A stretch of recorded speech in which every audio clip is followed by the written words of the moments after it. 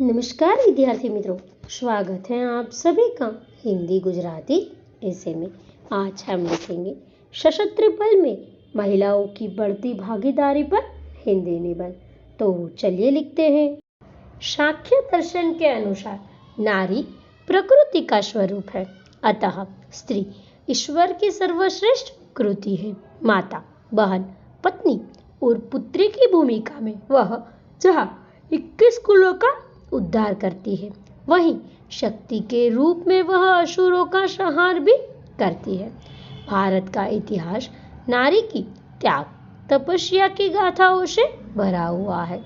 वास्तविकता यह है कि किसी भी युग में महिला पुरुष से कम नहीं रही है, लेकिन अपने विशिष्ट शारीरिक विन्यास व पुरुषवादी सोच के कारण महिलाओं को पुरुषों से कमजोर समझा गया। विशेषकर प्रतिरक्षा सेवा में इन्हें आसानी से स्वीकृति नहीं मिली, परंतु समय के साथ सोच, संसाधन व तकनीक में परिवर्तन ने प्रतिरक्षा सेवा में महिलाओं की भागीदारी को बढ़ा दिया है। भारतीय सशस्त्र बल में भी महिलाओं की भागीदारी निरंतर बढ़ रही है। भारतीय सशस्त्र बल में महिलाओं की विकास यात्रा। वर्ष 1992 में पहली बार नॉन मेडिकल जैसे विमानन, रसद, कानून, इंजीनियरिंग और एग्जीक्यूटिव कैडर में नियमित अधिकारियों के रूप में महिलाओं को प्रवेश दिया गया। 25 महिला कैंडिडेट्स ने ऑफिसर ट्रेनिंग एकेडमी गया में वर्ष 1993 में अपनी ट्रेनिंग पूरी की। यह भारतीय सेना के इतिहास में एक मोड़ था। वर्तमान में महिला अफसर सेना के लीगल, शिक्षा, इंजीनियरिंग, ऑर्डिनेंस, इंटेलिजेंस और एयर ट्रैफिक सिग्नल जैसे क्षेत्रों में अपनी सेवाएं दे रही है, परंतु इनकी भर्ती केवल शॉर्ट सर्विस कमीशन में ही होती है, अर्थात अधिकतम 14 वर्षों तक ही वे सेवा दे सकती है। स्थायी कमीशन केवल मेडिकल विंग की महिला अधिकारियों को प्राप्त होता है। पुनीता अरोड़ा सेना के दूसरे सबसे बड़े पद लेफ्टिनेंट जनरल बनने वाली पहली महिला अधिकारी बनी। वर्ष 1968 में IAF ज्वाइन करने वाली पद्मावती बंदोपाध्याय भी एयर मार्शल का पद प्राप्त करने वाली पहली महिला बनी।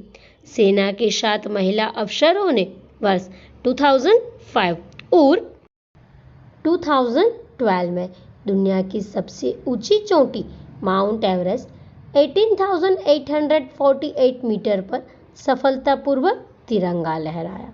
कैप्टन मिताली मधुमिता को वर्ष 2011 में सेना के पदकों से सम्मानित किया गया।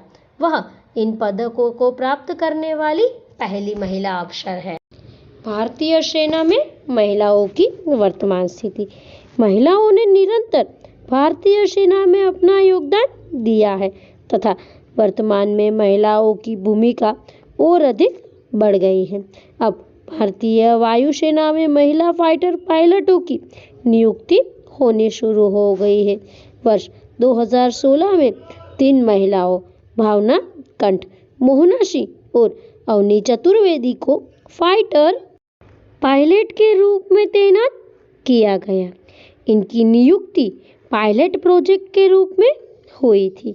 भारतीय नौसेना में महिला अधिकारी कॉम्बैट तथा कॉम्बैट स्पोर्ट की भूमिका में कार्यरत है तथा शीघ्र ही जंगी जहाजों पर महिलाओं को भी तैनात किया जाएगा। भारतीय नौसेना में विधि तथा शिक्षा व नौसेना कंस्ट्रक्शन शाखा में महिला अधिकारियों के लिए स्थायी कमीशन की व्यवस्था से संबंधित नीति को अंतिम रूप से दिया गया है। स्थायी कमीशन की प्रक्रिया को भारतीय थल सेना व भारतीय वायुसेना में भी शीघ्र ही पूरा किया जाएगा। एक रिपोर्ट के अनुसार 31 दिसंबर 2017 तक केंद्रीय सशस्त्र पुलिस बल में महिलाओं की भागीदारी में CISF शीर्ष पर है। भारतीय सेना में महिलाओं की संख्या क्रमशः CISF में 5.82%, CRPF में 2.55%, SSB में 2.36%, ITBP में 2.30%, BSF में 2.09% तथा असम राइफल्स में 1.23% पाई गई है। वर्ष 2017 में तत्कालीन गृह मंत्री ने घोषणा की थी कि केंद्रीय सशस्त्र पुलिस बल CRPF और केंद्रीय औद्योगिक सुरक्षा बल CISF में 30% तथा सीमा सुरक्षा बल BSF, सशस्त्र सीमा बल SSB और भारत तिब्बत सुरक्षा पुलिस ITBP में 50% कांस्टेबल रैंक के पदों पर महिलाओं की भर्ती की जाएगी। सेना में महिलाओं को कॉम्बैट भूमिका देने में समस्या। सबसे पहले है शारीरिक बनावट। महिला पुरुषों की शारीरिक बनावट में प्राकृतिक विभिन्नता के कारण कुछ अंतर होता है। कारण महिलाओं को चोटों और चिकित्सक समस्याओं के प्रति अधिक संवेदनशील माना जाता है। इस प्रकार समस्या गहन प्रशिक्षण के समय ही प्रकट हो जाती है। दुर्गम स्थानों जैसे कि पहाड़ी, रेगिस्तान, हाई स्पीड एविएशन आदि स्थानों पर नॉन कॉम्बैट भूमिका में भी महिलाओं की चोट की समस्या देखी जाती है।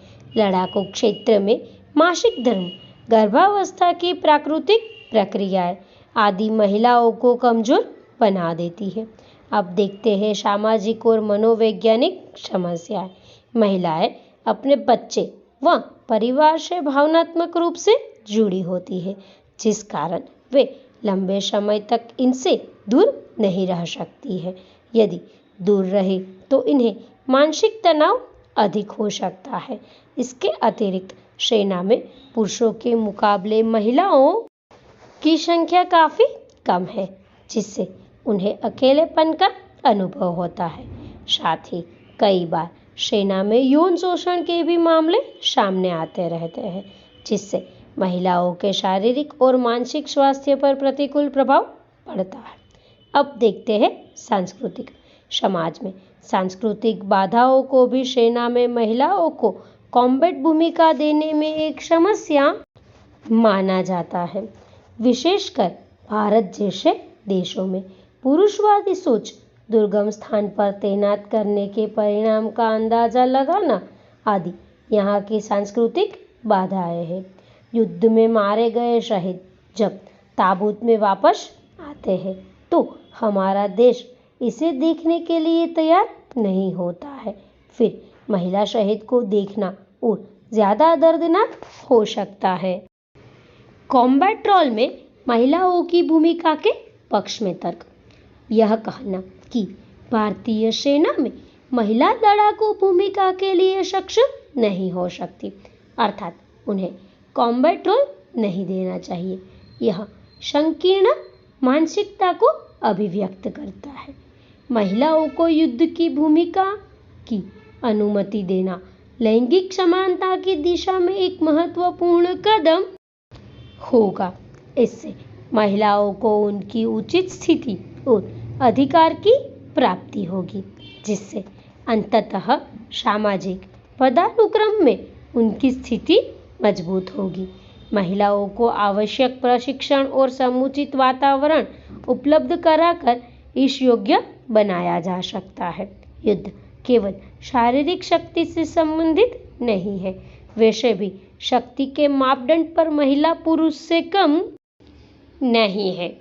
यदि उन्हें उचित पोषण व शारीरिक प्रशिक्षण मिले तो वे पुरुषों के बराबर ही होगी। वर्तमान में युद्ध हथियार और रणनीति में नवीन खोजों, आविष्कारों ने युद्ध कौशल के महत्व को बढ़ा दिया है। युद्ध के लिए आवश्यक अनुशासन, त्वरित सोच, निपुणता, टीम वर्क, नेतृत्व, समन्वय आदि गुणों को पुरुष और महिला दोनों के द्वारा समान रूप से प्राप्त किया जा सकता है। Canada, America, Israel, Germany, France आदि देशों में महिलाओं को पहले से ही युद्ध की भूमिका दी गई है। अब देखते हैं निष्कर्ष। आज महिलाएं पूरे विश्व में सैन्य क्षेत्र में अपना महत्वपूर्ण योगदान दे रही है। भारत की महिलाएं भी इस दिशा में निरंतर अपनी भूमिका बढ़ा रही है।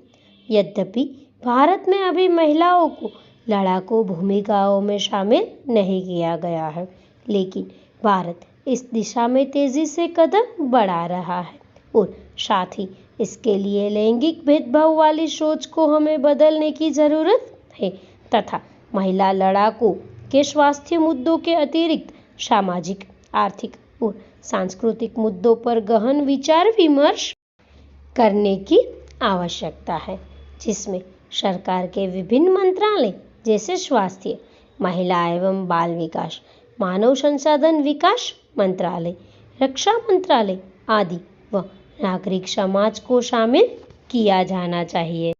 तो विद्यार्थी मित्रों, इसी के साथ सशस्त्र बल में महिलाओं की बढ़ती भागीदारी पर हिंदी निबंध यहाँ पूर्ण होता है। निबंध को अंत तक देखने के लिए आप सबका बहुत बहुत धन्यवाद।